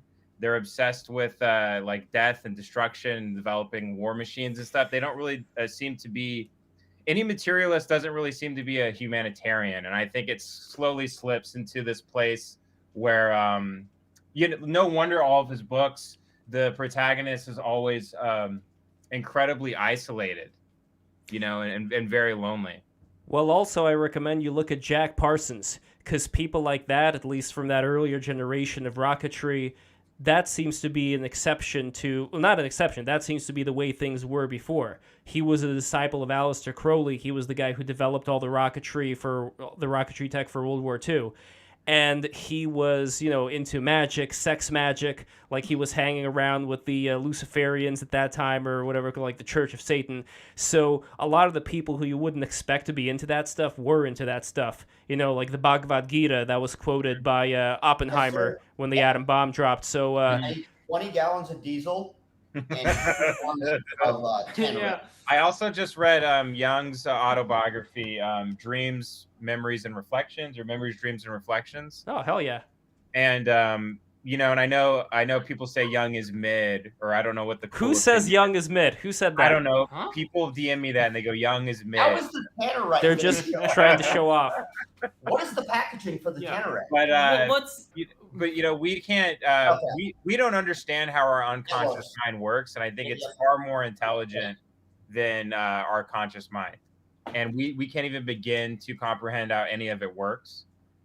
So to call yourself a materialist, you don't even understand how you're observing what you're observing. So I totally refute that. But I guess are the only choices like being a materialist and being spiritual, I guess? Was that the choice you gave me? Well, usually people would choose between one of three, either being materialist, either being spiritual, or being religious, where they've committed themselves to a particular lineage. Yeah, I guess I would just be spiritual then. Yeah. Yeah, and I don't think it's bad to be religious as well. Like Chad, you're probably around a lot of people who, and yourself, you practice a religion. And one of the other things before you go, Ben, that I find to be extremely interesting, and I'll send you the Giorgiani stream that I did. His whole thing is that there's an upper layer of consciousness of people who are able to go into like the fifth dimension or whatever, and they're able to create worlds for people to live in where they die. So when you pass away, you're actually not free. Like, you are still inside of the matrix, as Andrew Tate likes to call it. And then one pallet I really want to jump in here because because there's something so interesting here, which is I'm friends with a lot of the effective altruist types, right? I'm friends with the people in that kind of sphere, and it's like in public they're all like, maximize utility, maximize what's measurable. In private, they're very spiritual, at least, if not like explicitly religious. There's a little bit of that kind of like Times Square Catholicism going on there. But I think it really is just a kind of reflection of to me, I am someone who believes a lot more in specificity in time and place. Maybe there are some strong arguments against that would make me change my mind. But really what I'm seeing, there's this book by George Dyson. I think it's like, it's kind of like fiction-ish, right? Called Analogia. And I think it's like the development of technology beyond comprehension or something like that. And that, I think, ties in with a lot of what we've been talking about because, sorry, I need to slow myself down. I've been pretty excited for this, right? Joey has a tendency of bringing that out of people, I take it.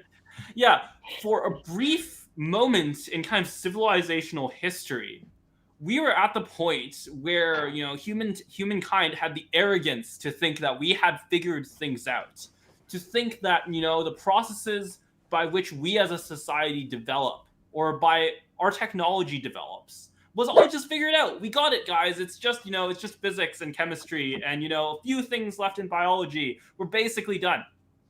And what the past few years have shown, or like the past few decades with, anywhere from internet communications, from unleashing all of these social dynamics, doing, God knows what to, the mental health of our children, to machine learning, all of these statistical methods that people don't really understand how they work, but have, an essential ability to do things.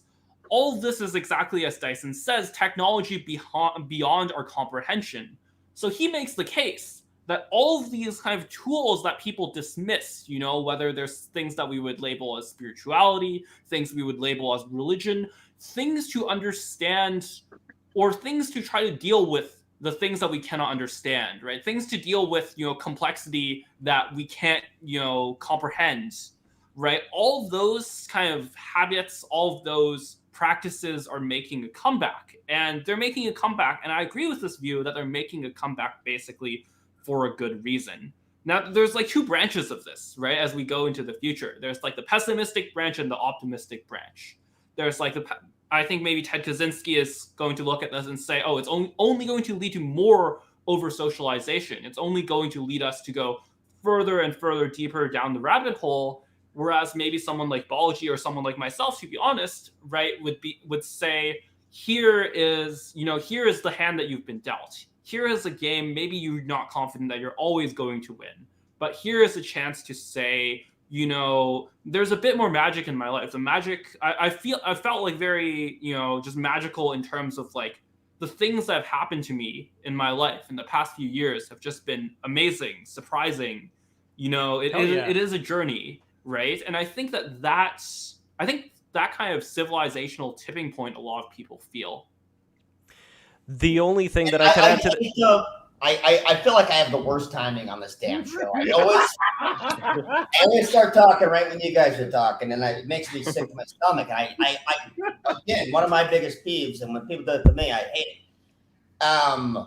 But one of these things, and I don't know if this is good to say on a show, but if you ever go to like a Big Five, you can literally just buy a bunch of like styrofoam, mix it with gasoline. It's basically perfect napalm. And also like a mosquito net's a really good, like a mosquito coil. Yeah, it's like a perfect wick for any bomb. So if like homemade bombs, anything like that. But I don't want to mute him, but I feel like I don't want the YouTube algorithm to fuck the channel over. That's literally the only reason. So we have all 5 flavors of Ted Kaczynski here. It's Dragon Ball. We're putting it back together. Mm-hmm. Indeed. People are saying in the chat I look like Ted Kaczynski. Do you? What do you think? I suppose I kind of do in this light. Yeah. Wow. Yeah. It's like that's like when I go like, oh, I look like Chris Hemsworth. Yeah. Right. Sure you do. No. Who does Joey look like? I'm trying to think. He looks like Robert De Niro. They say that I look like Zelensky sometimes. If like my hair, if I could do like. I don't know. If you wear the green, maybe, I don't know. It's possible. But look, the last thing that I want to say about the afterlife, what I'd be curious about exploring is when people go into that like half-dead state, like when they're in the ER, they report seeing Jesus if they're Christian, or if I'm not mistaken, like they see Muhammad. Robert De Niro. Yeah, Robert De Niro. They see Muhammad if they're Muslim. Like, doesn't that paint the picture that something's going on in the afterlife, if the afterlife exists, that's kind of like fake, like it's made for you to experience whatever you think it might be, and that's kind of a mindfuck in a way. Let's give that one to Ben. Yeah. Okay, so I think your unconscious mind, it doesn't speak to you in words. It doesn't, like, you've never had a dream, and correct me if I'm wrong, Lev, have you ever had a dream where you read a whole book?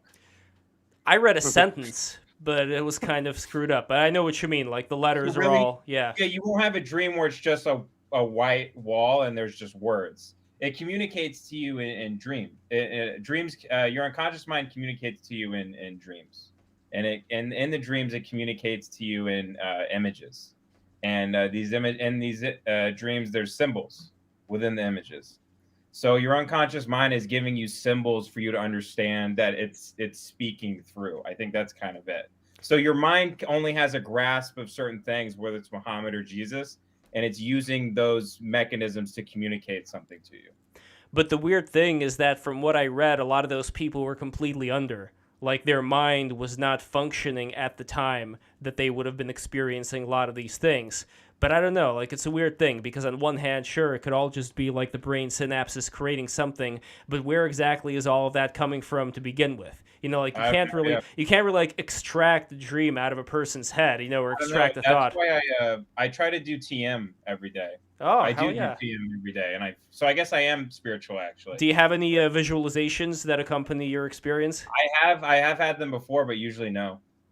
It's a lot of fun. Keep doing it. You'll be like David Lynch. Right. Yeah.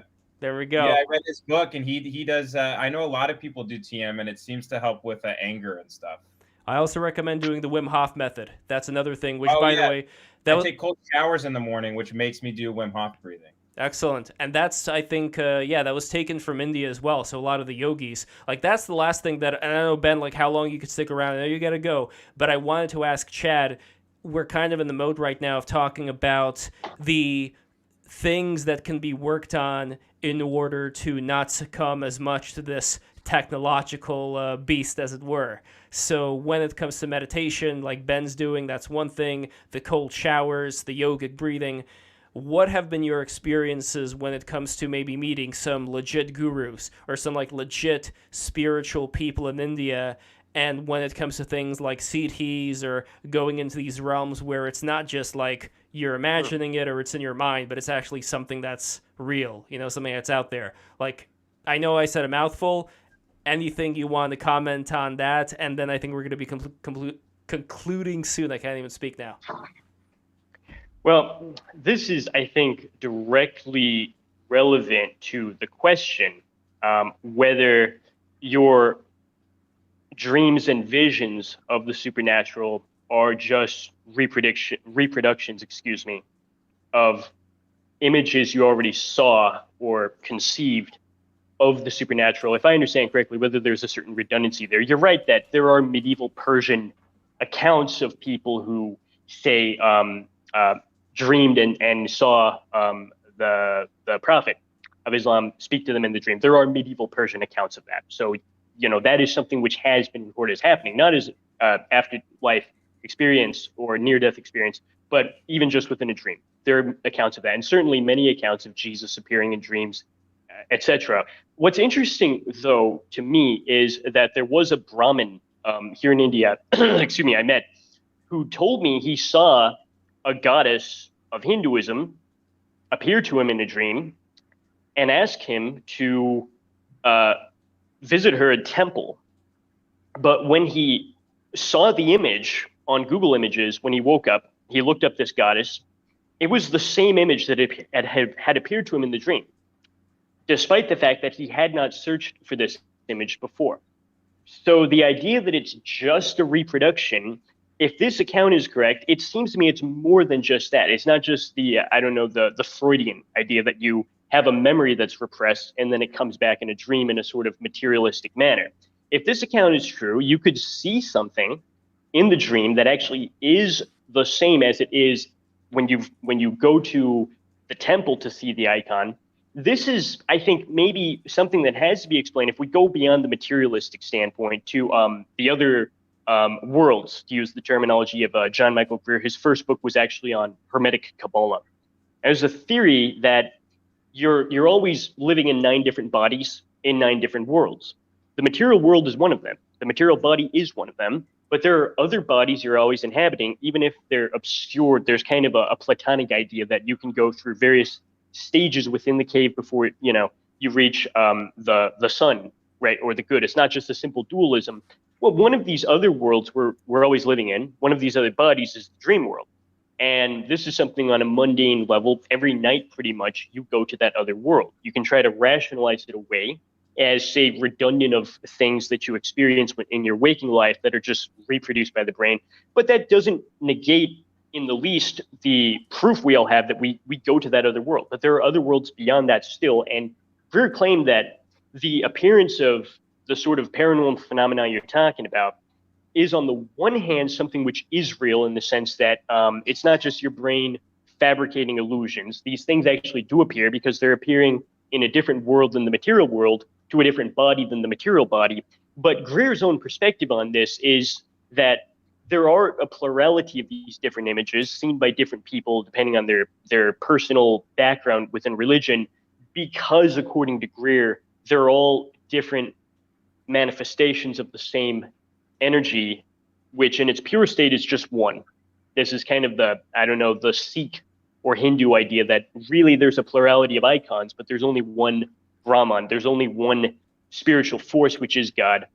But according to Greer, they appear differently because they're just different concentrations of that one same energy. So it really, I think, allows you to find a compromise in which each one of these is real, but in a certain sense, according to this interpretation, that's because they all are. Wow, that was very powerful. I think that would be a good way to kind of end it over here. Ben, any final thoughts? And Brian and Joey. Joey, I'm saving the best for last. But Thank you. Ben, go ahead. Yeah, so I guess Chad was I'll say it in a dumber way. I guess he was and your thing about the image of the guy at the, what was it? He imagined something and then saw that He was a goddess. The goddess spoke to him in the dream, told him to visit her at the temple, and it was the same image. Right. That Joseph Campbell would say he sees that all the time with the collective unconscious, where he sees these symbols constantly throughout other cultures and throughout history. The same exact sort of story. You see the Jesus figure. You see the.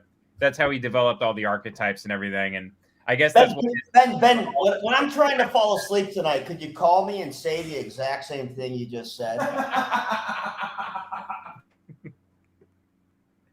Joey's deflecting because he's insecure about his intellect. Frankly, he hasn't imagined. I have a small brain. I have a small drunken brain.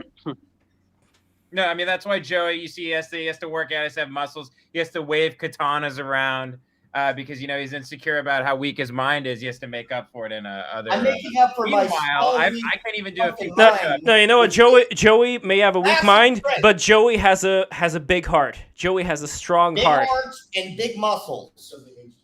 And no, you guys are extremely smart. Well, Joey is juicing, by the way. It's not even. It's completely artificial. How sad is it that this man's juicing? It barely looks like he works out, by the way. I'm actually, so I can bench over 375 pounds. I don't appreciate you fucking incel lookalikes kind of cracking up about my strength. I work hard on my strength, and I don't like you guys making light. Joey, frankly, I think you're jealous of the fact that I look a little bit like Ted Kaczynski, who you were complimenting as this sort of, Greek god-looking guy earlier. You're the one calling him the Ubermensch and talking about how hot his lower abs are. And here we get the convergence. You're Googling we photos. Get back on topic. Well, listen, guys, why don't we fucking wrap this up? Because this show, I'm not Ben Avery. I'm not a podcast producer, but I listen, it doesn't take a goddamn genius to know that the podcast has gone off the rails. And it's not a great show. And so let me do my plugs. And Chad and Brian, by the way, I would like to apologize for Lev. I don't know why he thought you guys, your time was best spent on something like this. When you have these great genius minds, you can be solving problems. You can be, doing all kinds of creative, interesting things. And educating people. I don't know what either. Lev put a fake bookcase behind him because he's trying to.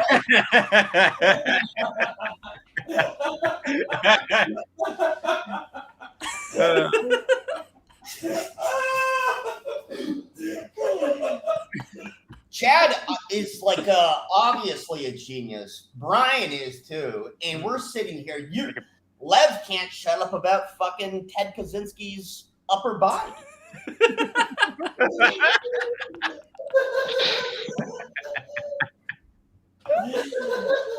But no, if I could just do like a final closing thing, and I'll let you guys get back to doing, you know, what you guys do, watching furry porn or whatever.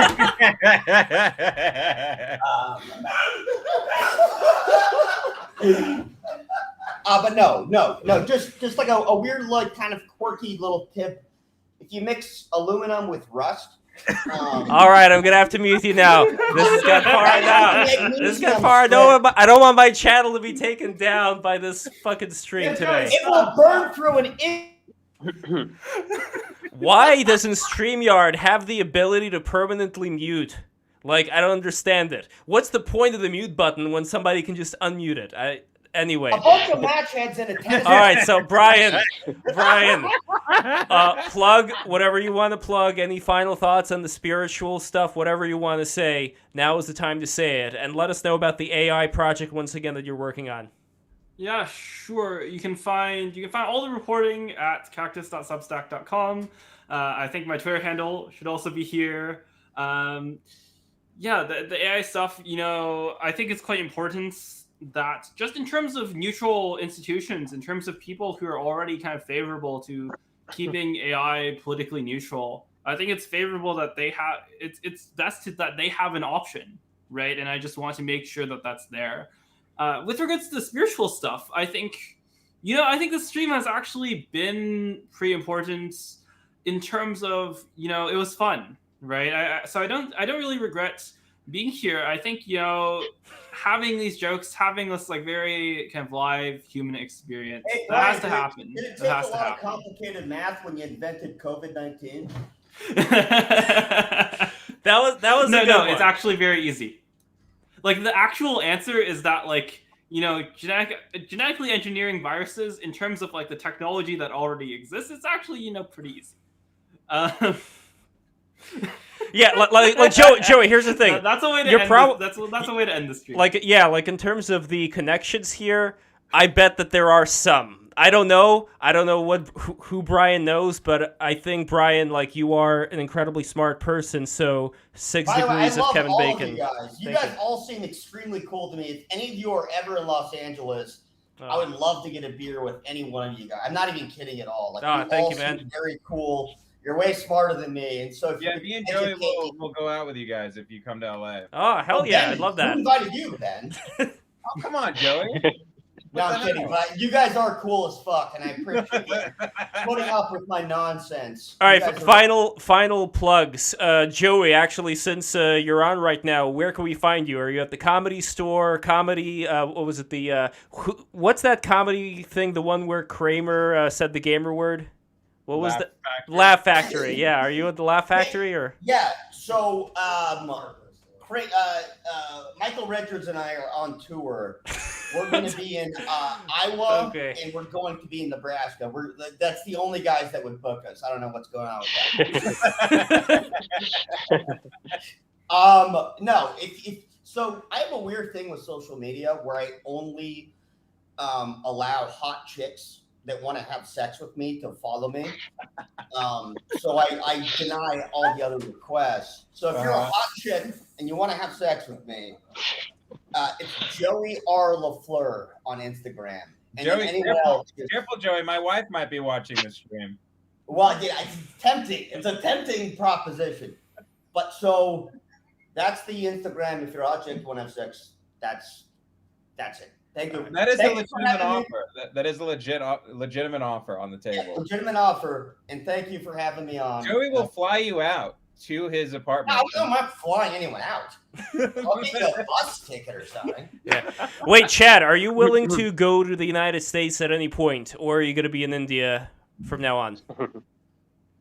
I don't know when I'll be back in America. It's been about 5 years since I left, but you know, who knows? Maybe at some point. Well, I would love to host you as well. If you're ever in the area where I'll tell you behind the scenes where I am, then I would love to have you and all of you guys over. You guys are a lot of fun. So, and where could we find the great Chad Haag? Right now, the only platform I still use is YouTube. Yes. The Chad Haag Philosophy Channel. And I highly recommend everybody checking out Chad's work. I mean, today you're only just getting like the bite-sized portion of what this great man has to offer. Like, I've been listening nonstop to all of your streams about the phenomenology of spirit and all that stuff. Like, you are somebody who I wish they would have had in colleges. And they do not, because of the reasons why you yourself stated, like they're all stuck in that horrible mindset. But you are a breath of fresh air when it comes to learning about all of this philosophy stuff. And I really appreciate you being here. I really appreciate you having fun with us here. And I would love to. Thank you so much. And if you come to the Comedy Store and I'm not there, I would check out Hardware Hanks in the nail aisle. Might be something. Sounds good. Wait. Hold on. See, you fucking made me lose concentration. Hold on. All right, Ben, where can we find you? I'll remember. Okay, so I have a new podcast called Lemonparty. It's patreon.com/Lemonparty if you want to support there. We make comedy sketches as well. Me, Devin Costa, my brother, Jace Avery, who's a great cartoonist and very funny. People have been liking the new show a lot. It's give it a shot. It's Lemonparty, lowercase, and it's one word, and it's on all podcast platforms and YouTube. Nice. But patreon.com/Lemonparty if you want the good stuff. And I hope that when you guys are going to turn like 70, 80 years old, you can actually reenact the original Lemonparty image. You know, that would be... That would be the cherry on top.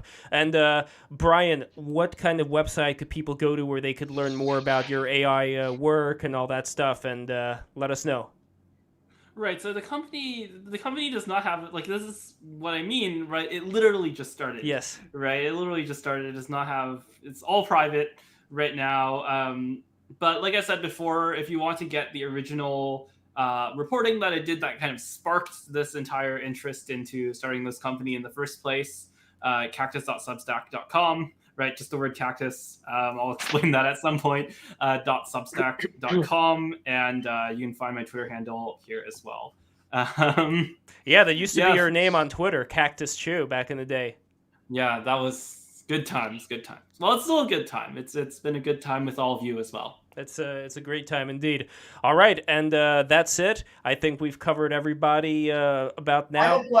Final question. Shoot.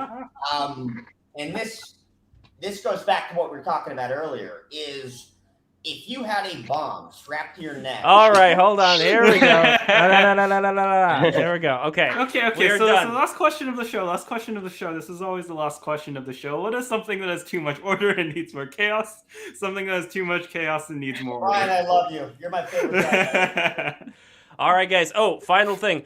Chad, I don't know if you ever heard me saying before, but I really want to get you and Jason Giorgiani on stream. Would you be interested? That would be great. That'd be a really fascinating discussion.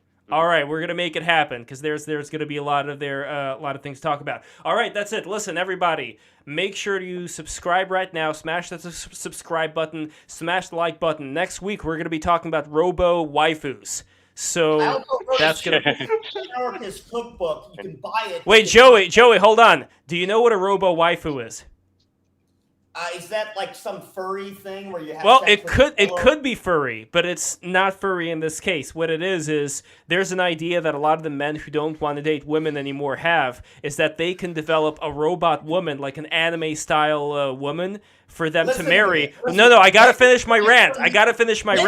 Then you can speak. And if I may say so. Yes. And now you're. Yes, go on, Chad. If I may say so, one of the guys who developed this was in China. Specifically because there are tens of millions of men in China who, on numerical grounds alone, cannot find a wife because the women literally don't exist. So I think that there is a reason for these robo waifus to exist. All right, Ben, final question: robo waifus, yes or no? And then we're ending this thing. I say yes. Let's have them. All right, good. That's the end of the stream. I just read Lolita by Nabokov, and the whole thing could have been averted if he just had a robo wife. Oh Lord, here we go. Okay, listen, guys.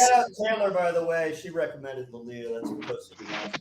You guys, we're ending the stream. Patreon, listen, Patreon for all the patrons of Lemonparty. I know you're watching. Patreon.com/breaktherules. We bring people together for the weirdest crossovers that you would never expect to exist, and that's why I'm very grateful. You love Lemonparty, right? You like the show. I love the show. You guys have great skits. I love the You're so episode. smart, though. I love the episode recently about the Japanese, Hayao Miyazaki, and about how the suicide and all that. That was a lot of fun. That was great You're stuff. ignoring Devin, who's on Lemonparty, by the way, Lev. No, he's not. He's not. Yeah, hey Devin. Relax. It's all good. He's like a big star, and you're not even paying him. All right, guys. This is the end of this. ending the stream for 30 This is minutes. the end of the stream. All right, take care, everybody. Bye, guys. All right, Bye, everybody. Patreon.com/breaktherules. Become a patron. Subscribe. Click the I love fucking you. bell.